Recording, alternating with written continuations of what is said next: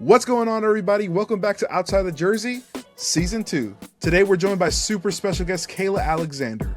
Kayla just wrapped up her 13th professional season playing basketball with the Valencia Basketball Club. Kayla's also a two-time Olympian for the Canadian national team, an entrepreneur and co-founder of Tall Size, and author of children's book, The Magic of Basketball. Today, we find out a little bit more what she's like outside the jersey. Thank you guys so much for tuning back in to Outside the Jersey Season 2, Episode 1. Today, we are joined by an extremely, very special guest. Her accolades are a laundry list of things, but including a three-time Olympian, Syracuse's all-time leading scorer in blocks, and had her number retired by the program, 2022 Super Cup MVP and champion, and 2024 Coupe de France MVP and champion, Kayla Alexander. Kayla, welcome to the show, and thank you so much for joining us. Thanks for having me. And I don't know if you're psychic, because right now I'm a two-time Olympian, but who knows? God willing, maybe LA 2028. We'll see. We shall see. On top of that, you're also an entrepreneur and author, Kayla. Yes. Running, co-founding Tall Size and writing your own children's book, The Magic of Basketball. Correct. Very well versed around everything. So outside of that, Kayla, if you don't mind, tell us a little bit more about yourself and tell the guests. Yeah. So by day, I guess you can say I'm a professional athlete. That's like what I've been doing for the last 13, God willing, going on 14 years, which still blows my mind that I've been playing professionally for that long. It's been a blessing. And when I'm not playing ball, like you said, I have some entrepreneurship in me. I really enjoy creating things that I'm passionate about and trying to find ways to stay busy and have an impact on the world around me. So with my really good childhood friend and I, Nicole Murphy, we co-founded Tall Size. It's a online marketplace for tall women because I'm 6'4" and I cannot shop in malls. We partnered with tall brands, which makes it easier for tall women to find all these different clothing items in one place, one location, one shopping cart, which is also convenient too, because before I used to search the web trying to find things that fit me. And then I also co-wrote a children's book with my sister Keisha called The Magic of Basketball. And I was inspired to do that because it combined a lot of my passions. One, I love kids. I actually went to school to get my degree in education. So that was my game plan for life until basketball entered the picture. And I love art. Before I used to draw all the time. Sadly, I don't draw as much as I used to, but I love art, like painting, drawing. I could spend hours doing that. And I learned so many different lessons through basketball, and I want to find a way to combine all these different passions and have a way of sharing what I've learned with the young kids in the next generation to show them like the power of sports and what this sport can give you and teach you and how it can empower you. And that's what inspired the children's book, The Magic of Basketball. And now, through that name too, I started a camp essentially. I haven't done it the last year, unfortunately. Hopefully going to bring that back this year, but it's called The Magic of Basketball. It's an all-girls basketball camp that I run with Kelly Giannopoulos as well, which is it's been pretty awesome. Very well versed around not just on the court, but off the court as well. So if you don't mind, let's just start at the beginning, right? You're a professional basketball player, and how did that even start? How did you even get into playing basketball in the first place? So the one, Nicole Murphy, who I co-founded Tall Size with, she's actually the one who got me into basketball. So when I was in grade 6 and 7, 8, we were living, until grade 10, we were living in Barrie at the time, up north in Ontario, for those who don't know. And she was always the tallest girl in school until I showed up. So she befriended me, became friends, and then one day she invited me to a basketball tryout with her, and I didn't know what I was getting into. I was like, sure, why not? So I went, and it was interesting. I'm very grateful that nothing's on camera because we'd all be having a really good laugh right now. And there's just so many things that flash back in my mind, like trying to do a layup and like ricketing the ball so hard off the backboard, playing hot potato. I'm like, I don't want the ball. Like, what is going on? The only thing I really had for me was my length and my athleticism.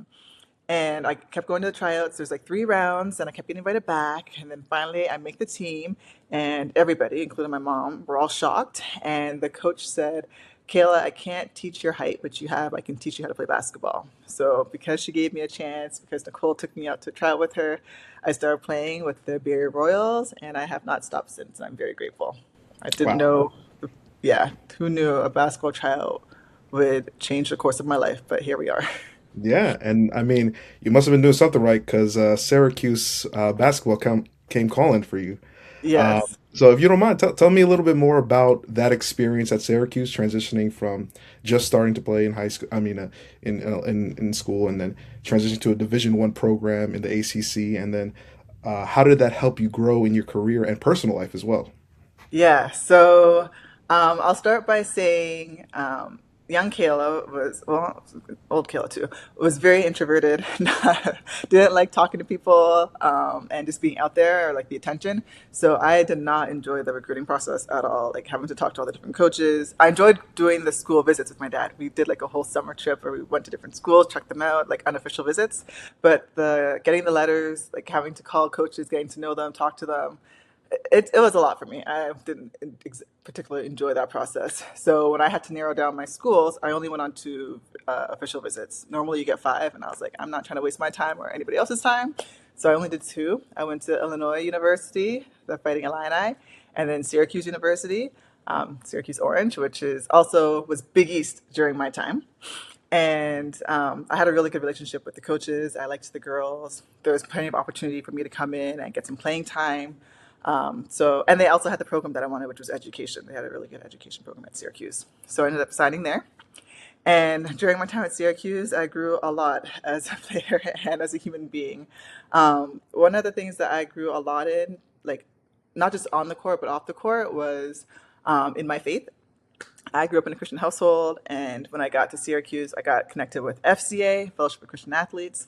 And something that I really struggled with a lot was like identity. Because I felt like, because basketball had essentially taken over my life at this point. Like, Caleb was a basketball player playing from uh, high school teams, junior national team, Team Ontario, all that, to getting a scholarship. So Kayla was the basketball player, and at Syracuse, I felt like I had like a responsibility to continue to grow as a player and help my team. And I just every time I had a really good game or produced well for my teammates, I was really high, had a good high, like just feeling good. And whenever I didn't play well or play poorly, I just felt low, and I didn't like the emotional roller coaster I was going on. And I learned that I was tying too much of my identity in my sport, and I can't do that.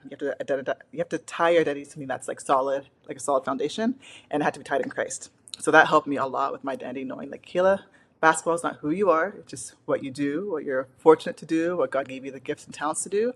But who you are, your identity lies in Christ, and that is eternal, that is forever, and that doesn't go like this, which I'm grateful for. So that was something I had to learn. And then just the typical things that you learn when you're at college, playing at the college level, like time management, improving your skill sets, learning how to play at a high level, learning how to juggle like the schoolwork and the training and all those different things. So I learned a lot and grew a lot during my time at Syracuse University. And obviously, you must have been continue doing something right, because fast forward 13 years later, like you said, you're still a professional athlete. You've been drafted into the WNBA. You played overseas. You represented Canada twice, hopefully a third time, like we talked about. I And do have a funny story. yeah, It was the summer of my junior year going into my senior year. I'll never forget this. My dad called me all excited. I'm like, what's going on? Did you win the lottery or something?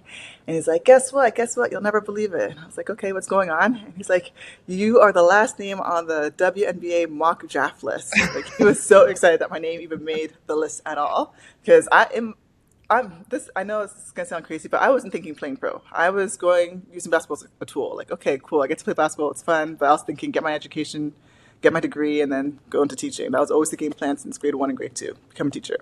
So when he says this, I'm like, oh, so I could continue playing ball. Like, this could be like a profession kind of thing.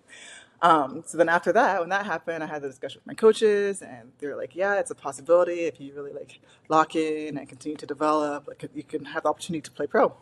So that was like one of my goals that I wrote down for that year. Like, okay, I had like goals like, okay, my field goal percentage that I wanted, things I want to accomplish, rebounds, points, all that stuff, and then on there was to like get drafted, and throughout the season, continued to play well. Had my best season at Syracuse in my senior year. We finally made it to the tournament for the first time. Didn't last very long. Got knocked out the first round, but we made it. And my name slowly kept going up the mock draft list. And then eventually, come draft time, I get called. My name is called, and I get drafted. And that officially starts my career as a professional athlete. seventh Something I overall never pick. would have imagined as a 12-year-old Kayla playing basketball for the first time. seventh overall pick, right? In the Eighth, 2013 eighth. eighth, excuse me.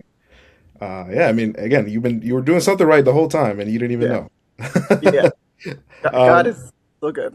yeah, very good all the time.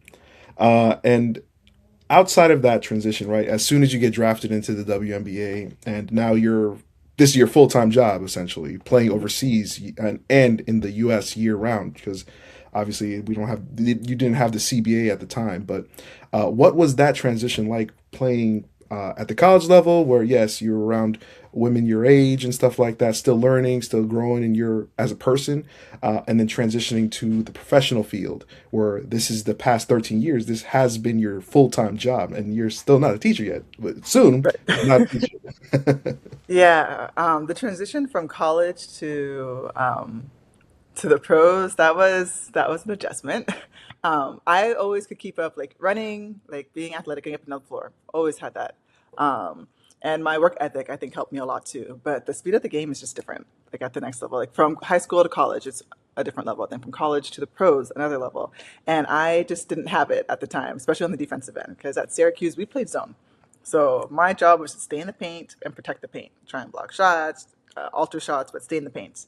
At the pro level, we don't play zone that much. We play man to man. So you have to get out there. You have to be able to hedge. You have to be able to like guard a guard, keep the ball in front of you, play all these different defenses that I was not used to playing. So I had an adjustment period. I spent a lot of time on the bench and a lot of time in like individual workouts, but I'm grateful for that because it made me appreciate the minutes I got on the court and like seeing the process, like going from year one to year two to year whatever, seeing the improvements, earning more playing time, and just seeing how I'm able to like Kayla, like you can compete at this level and play in this league. And then also I'll say too, like after the W, I would go overseas, and that helped my game a lot. Like going overseas, getting that opportunity to play a lot of minutes, playing against other WNBA teams and other players. My first 3 years I spent in Russia playing, and that helped my game a lot as well too. I learned so much, helped me to improve defensively, offensively. So I'm grateful for it all. The struggle moments at the beginning, they were humbling and allowed me to get to this point. Right. I mean, again, you're a two-time MVP overseas right now, and a two-time champion. So, you're doing very well in that front of your life. And you mentioned it beforehand that you went to school for teaching, and I Hmm. think I saw on your LinkedIn that you got a degree in social studies, correct? If I'm not Yeah, mistaken. social studies, education with a minor in French. Right. So, uh, how did that transition, or was that the inspiration and kind of like sort of you doing and creating that book and writing that book with your Hmm. sister as well? Was that kind of like Yes. the basis of it all? Because, like I said before, I always knew I wanted to work with kids. I absolutely adore them. I want to pour into our youth. And then as I get older too, yes, like I love playing ball still. Like it's something that I enjoy. It's blessed me, my family. But I'm thinking more, okay, how do I give back now with this sport? Like all that's given me, all that's taught me, how can I give that back and pour it into my community and the next generation? And I thought, what better way than a book? Because it's entertaining. You can read it. And also because I'm big on like writing things down and goal setting. Because if you don't write it down, how can you? If you don't see it constantly, sometimes you can forget things because we're human. And just seeing that constant reminder is something to like strive towards.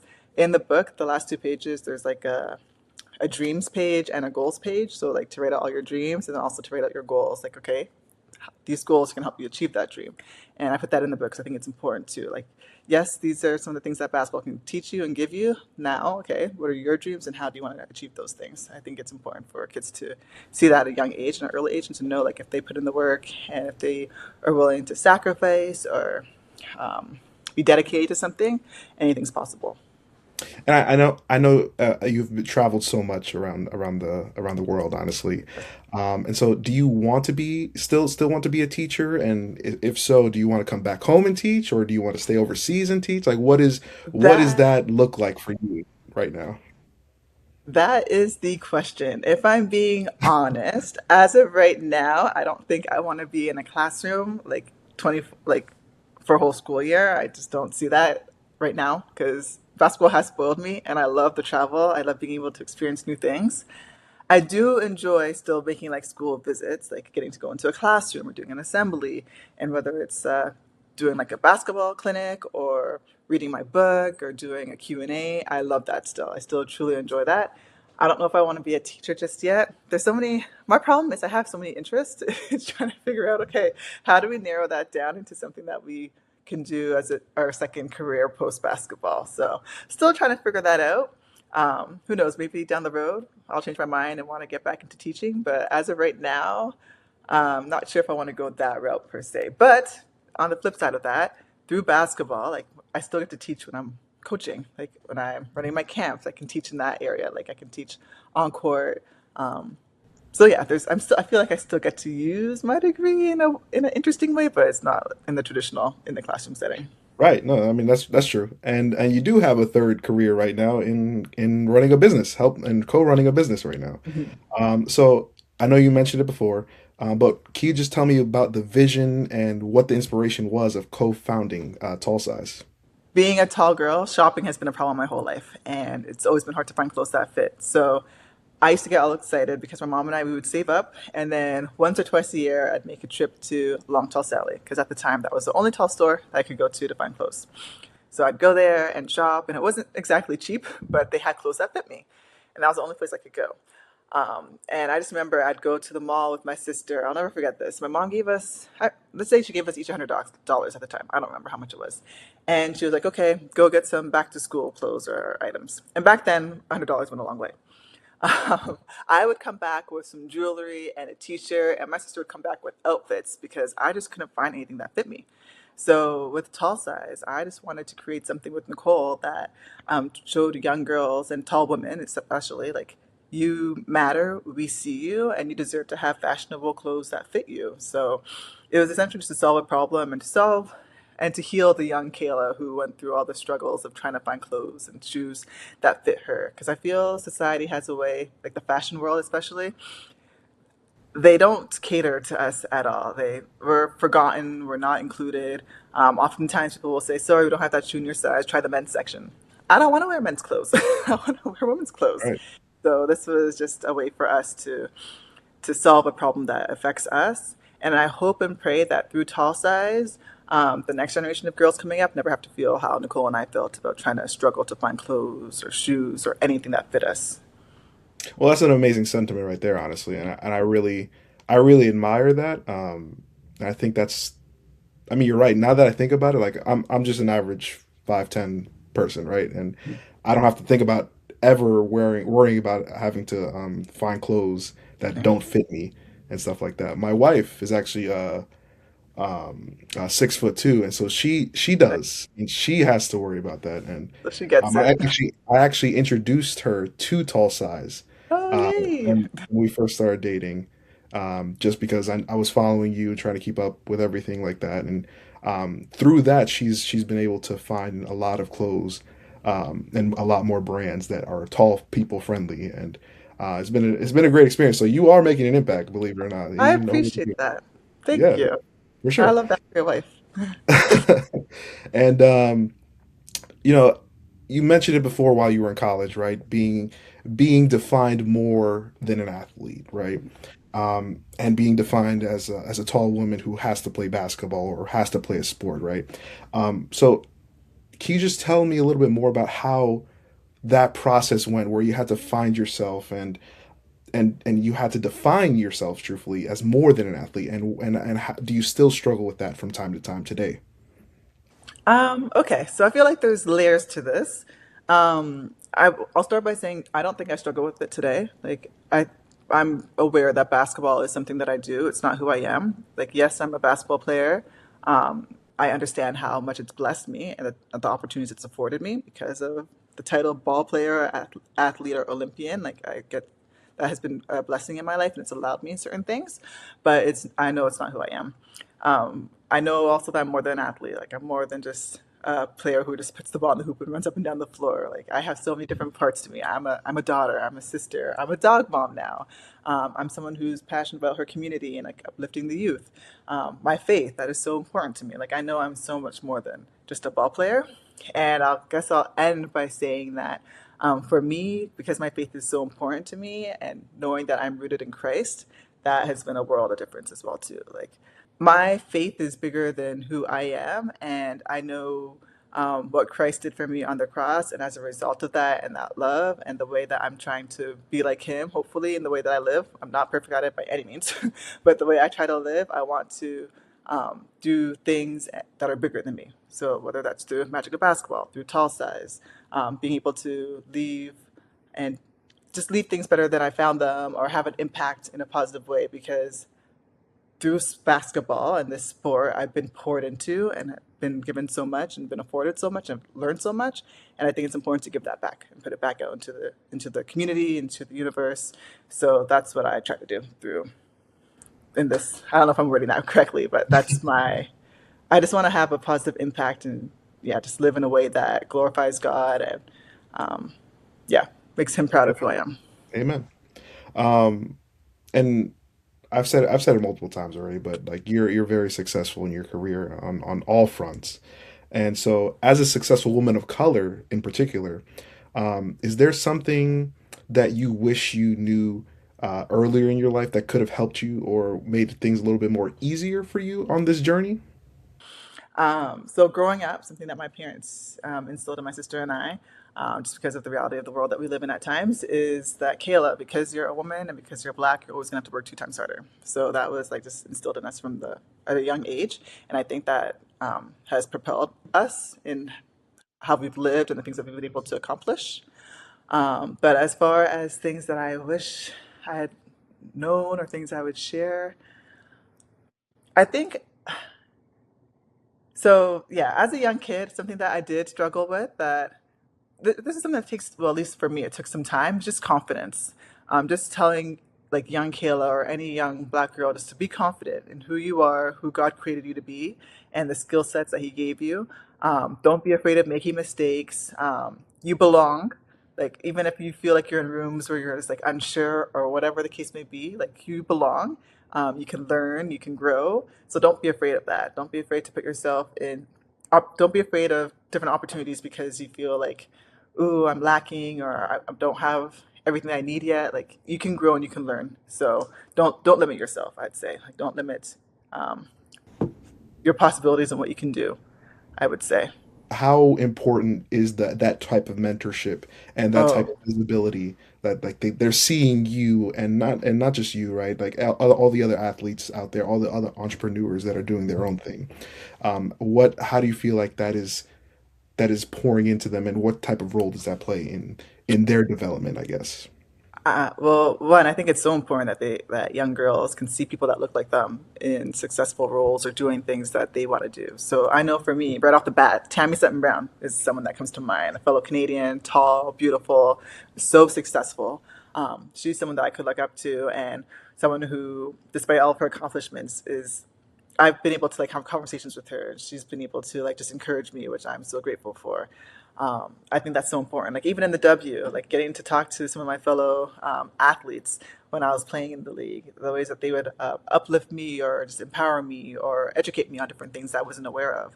I think that mentorship aspect is so crucial and important, and like just sharing it, what you've learned and passing it down to the next generation so that we can continue to grow and do better than those who came before us, or learn from those and be able to have like better opportunities. And I think we see that too, especially like the WNBA is a perfect example of that. Like those who came before us, creating a league, not willing to sacrifice, putting it like fighting, standing up for things that they believe in. And then now look at the CBA that they just signed. Like the the salaries, the infrastructure, everything. It's amazing. And that's because I think that's due to like mentorship and also women not being afraid to like say, hey, like this you deserve this standard or fighting for what they believe in. So I think mentorship and passing it down and wanting to serve the next one coming up behind you is so important, so crucial. Just seeing like other people of color in the position of working in sports or even being playing the sports is it was crucial for me because like back in the day the stereotype was since I'm of Latino origin, right? I got to play soccer or something like that, but that was never my agenda. That was never my calling. I feel like honestly, it was always something else, and thankfully, by just working hard and making connections, and I see other people that look like me in the industry, and it's becoming more and more diverse. It still has a long way to go, but it is on the way and becoming more diverse. And I It- really definitely thank God about that, and just right? the experiences of that from When you uh, see people who look like you, it makes it that much more realistic. It's like you right, feel like reach out and touch it, like you can grab it for right. yourself. Right. So And I like just that instant connection, see another person that looks like me, like, hey, we're like right there. Like we have similar experiences most likely in some areas. And that just helps a lot. It goes, and like you said, it goes a long way. yep. And just to end off the show here, I like to end off just to get to know the guests a little bit more in a fun way. So I'm just Okay. gonna ask you 5 rapid fire icebreaker questions just Oh. for the people to get to know you a little bit more. Are you a salty or sweet person? Oh, sweets. Give me a Sweet. chocolate chip cookie, give me chocolate, give me sweets all day long. I have the biggest sweet tooth. My friends call me like the cookie monster. You're from Canada, but are you a summer or winter person? Summer.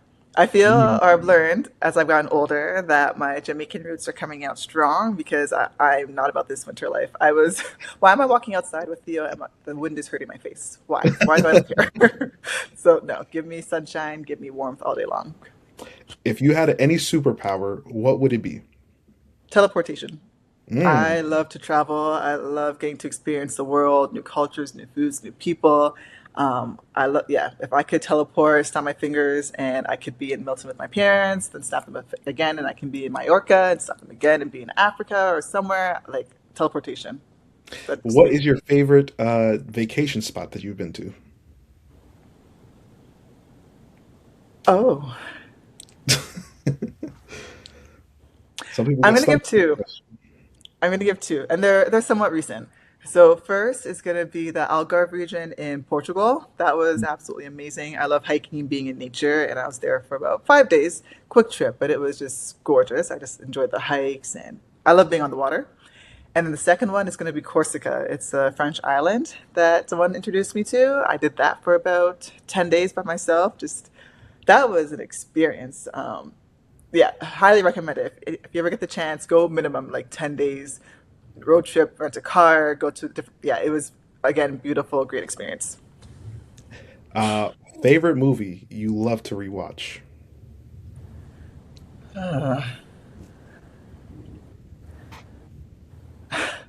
Favorite movie that I love to Okay, this is the first one that came to mind, so I'm just gonna say Jumping the Broom.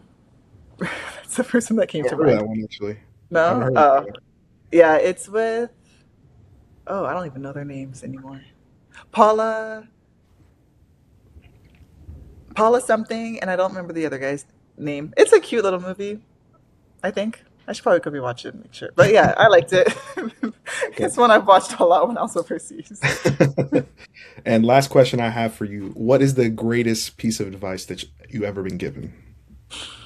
Greatest piece of advice I've ever been given. Okay, I'm going to say a few because I think they're all important in different aspects of everything. The first one is it's going to be known as you ask, or it's always a known as you ask. Like, don't be afraid to ask because you might end up getting what you want. Um, Two, don't be afraid of failure. I think oftentimes we stop ourselves because we're afraid to fail or afraid to try or whatever. Don't be afraid of that. Like the human experience is part of failure. Like that's how you learn, that's how you grow, that's how you get better. Like even as kids, we fail constantly when we're trying to learn to talk, we're trying to learn to walk. That's how you grow. So don't be afraid of failure is the big one for me for sure. Don't be afraid to. It's no unless you ask. And oh, invest your money. Invest. Don't keep your money sitting in a savings account because over time, like that inflation is hurting you. So invest your money. Make your money work for you. That's something that I've learned more recently that I'm trying to be better at. So yes, A those are my very, three. very practical piece of advice right there. Yes. Kayla, thank you so much for joining us today, and I really appreciate you taking the time to talk with me. Where can the people find you, Tall Size, and the Magical Basketball on Instagram? Oh, awesome. Well, thank you for having me. This is really fun. So on Instagram, I'm just KJALEXAN. So KJ Alexan at 40 at, yeah, just that on Instagram. The Magic of Basketball, you can find it on Amazon. It ships, I believe, everywhere. And then the Magic of Basketball also is on Instagram, same name. And then if you want to keep up with my toy poodle, Theo.poodle.adventures on Instagram as well, too. Nice. Well, Kayla, thank you so much for your time. I appreciate it. Thank you. Thank you guys so much for tuning into Outside the Jersey. Don't forget to like and subscribe so you don't miss an episode. You can follow us at Outside the Jersey on TikTok and Instagram. Until next time.